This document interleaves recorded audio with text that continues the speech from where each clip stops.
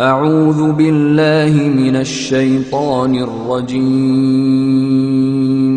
بسم الله الرحمن الرحيم. Where should a woman pray Taraweeh? I think we've partly answered this question. At home or in the masjid? If she prays at home, can she lead the congregation or a congregation of women? It's mentioned in Syed Targhib, hadith number 336, where the beloved Prophet said that the best mosque for a woman is her innermost room, her innermost chamber.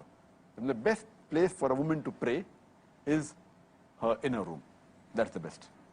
And in another hadith of Musnad Ahmed, volume number 6, hadith number 27202, which also mentioned in Sayyid Targhib, hadith number 335.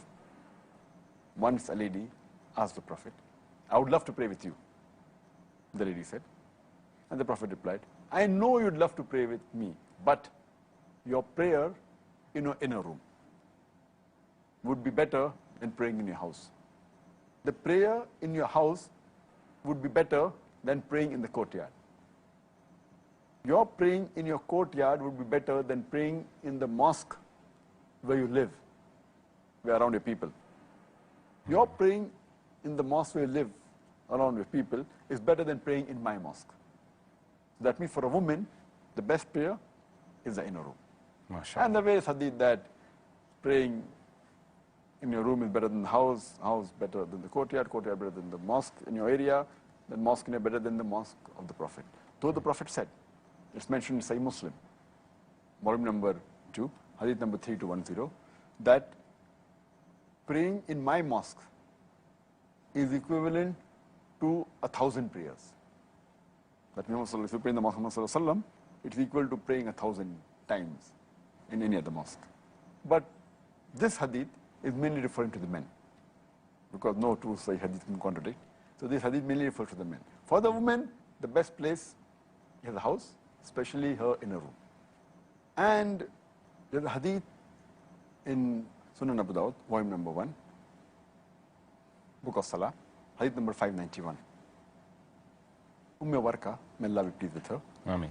She comes to the Prophet and says that, I would like to have a muaddin in my house. And the Prophet gave her permission. The next hadith, Sunan Abu Dawud, volume number 1, book of Salah, hadith number 592, it says that Muhammad sallallahu alaihi wasallam, he went to a house after appointing the muaddin, and he asked her to lead the prayer